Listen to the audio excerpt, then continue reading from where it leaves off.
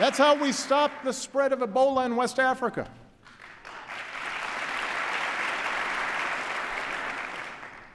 Our military, our doctors, our development workers, they were heroic. They set up the platform that then allowed other countries to join in behind us and stamp out that epidemic. Hundreds of thousands, maybe a couple million lives were saved.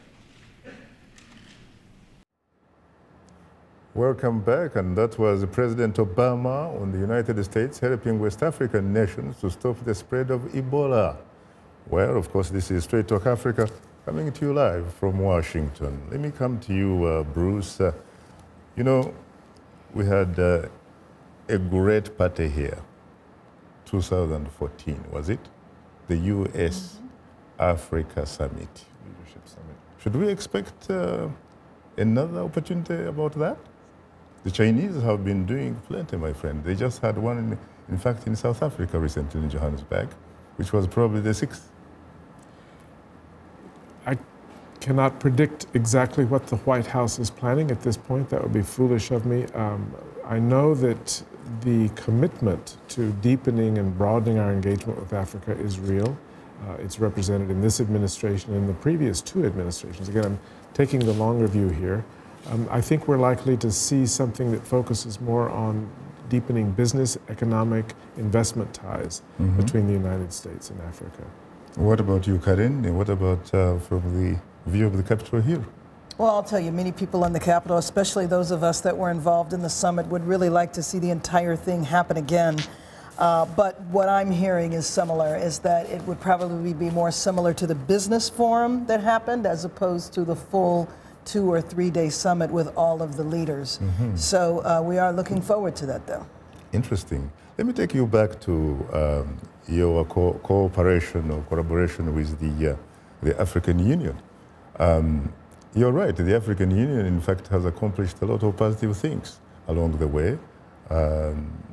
You know, in particular, when you think about the fact that the African Union, for example, does not recognize any general or colonel or sergeant who seizes power with AK-47. Right. Why can't you talk to them to also figure out a way, frankly, of making sure that if somebody steals an election, rigs an election in order to hang on to power, they can do exactly the same thing, because that seems to be the moral equivalent of military coups these days.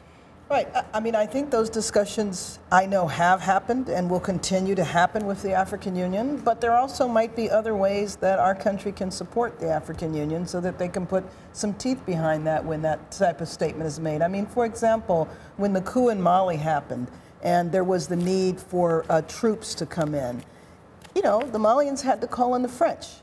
The African Union wasn't quite ready to intervene, and they certainly did come along. But I think there's a variety of ways that the United States can help to shore up the infrastructure and capacity of the African Union. I gather that we have to go back to the lifeline of the show, which are the telephone callers. I have a call from Nigeria, I gather. Good evening. You're most welcome to Straight Talk Africa. Yeah, good evening. How are you? How are you? I'm very fine. Yes, please. Okay, my question still goes to the president and talking about the election that should take place at Uganda. Why would they not allow the president to conduct? Why is it that the president wants to conduct an independent election? Because, you know, hello? Hello? Yeah, I mean, you talked about the post that came from Harvard University. Fine. I mean, education is not all about the certificate or maybe the school you come from. Yes, I so much respect a school like Harvard University, but it's also about reasoning. Let's do what is just and fair. You can see the change in Nigeria. You know, one of our best governors now, Fashola, which is an outstanding man, he didn't pass the 4 shores of Africa. He schooled in Nigeria here, and he's so excellent. He did what is just and fair. We all Nigerians, we deserve the best. So let's just remove all those talk of maybe after 30 years. I mean, for God's sake, these Uganda people, they want what is right, they deserve what is best. Let them conduct an independent election in that country, and let us have what is the same as Nigeria. Let them just like imitate that. You know, Ghana deserves the best. After we deserve the best. So let them remove the issue of the power, the equipment power, you know, just to spoil the things on ground. Mr. Meeting has said what is right, but the man from Harvard is just trying to divert the question, and I mean, he could not even answer him properly. Thank you. Thank you. Thank you very much. I have to say, frankly, that it's been very, very difficult for me to understand exactly what he's saying, but I think I get a fairly good sense. He talks about how, for example, Nigeria was able to get it for the first time because it had a credible electoral commission, obviously under Professor Jega. Nigeria made wonders, you know, since, frankly, independence, October 1st, 1960, for the first time. They got it right. And hopefully it will influence the sub-region in terms of going democratic. And see, West Africa, when you think about it, or actually when you look at it in the context of the continent, seems to be doing very well in the democratization process. But he also raised another question, which was connected with Uganda.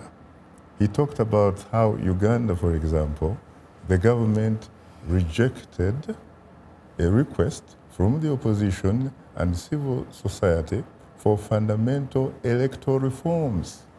The only reform that they were able to do was to provide a new name, give a name to the Electoral Commission, call it an independent Electoral Commission. And he obviously refers to a previous show where a government actually spokesperson who goes to school at Harvard was not able to answer that question for him. Your reaction, Mr. Ambassador? I think Nigeria does show the way. This most recent election was a model, really. But as you point out, it took Nigeria several tries to get there. And I think, as I said earlier, each country has its own history, its own culture, its own path towards the ideal of a transparent, credible, fair election. But ultimately, you know, what we want is for people to be able to vote, to have their votes counted, and for the whole process to be done peacefully. In Uganda, you know, we are concerned about the closure of space for the opposition and for civil society and for freedom of expression. That closure will not make Uganda stronger, quite the opposite. And so we call on all parties in Uganda to respect the law, to allow for peaceful discourse, campaigning, media, and to move the country forward in a peaceful way.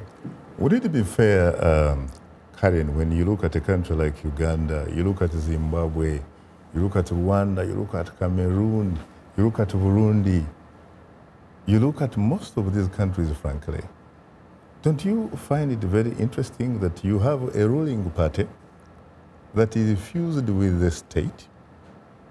Basically, there is no difference between the ruling party and the state. The two are fused. If true, how do you expect those countries, frankly, to conduct an election that can be free, fair, credible, and transparent? Well, you know, I mean, I think it is a process of time. So we have to look at the African countries who have had maybe 50 years of independence. Now, the United States has been in existence for over 230 years. Look at where we were 50 years into the existence of the United States. We went through many years of civil war, tons of corruption, lots of problems, to where we are today, which frankly we're struggling, and a lot of folks of color are struggling to not lose our right to vote here in the United States. We still don't have a perfect democracy. We've been ruled by one party for a long time. We've gone through long periods with that, where one party controlled the White House, the Senate, and the House of Representatives, and I certainly hope that we don't go back to that. But I think that it's a process of development, and I think ultimately what decides it, as our economy developed, we demanded much higher standards. And to me, I think that's where our focus needs to be. I don't think we're supposed to run around the world and tell everybody how their democracy should function. We should talk about our values, we should provide an example of the United States, but ultimately change has to happen internally. But the problem is that policy seems to be selective, because when it comes to Zimbabwe, it seems to me that the United States thinks it has a right to tell Mr. Mugabe about that. We're not telling Mr. Mugabe what to do. We're simply making clear that we're concerned about the future of his country, and our response is A, B, C, and D, and it's up to Mr. Mugabe and his government to decide what's best for them and his country. Now, at The United different points, States was very lucky because you did have at least a private media. Someone Yes. might call it, of course, independent, but there was the media. And- Even during Jim Crow and what have you in the South, even Martin Luther King Jr. with his organization and whatever, at least you had the cameras there. well, you know what? I mean, we could talk about our media right now that only seems to be covering one subject and one person when it comes to this presidential election, okay? So there's still, Unfortunately. you know, a lot to be desired. Unfortunately, time happens not to be our best ally.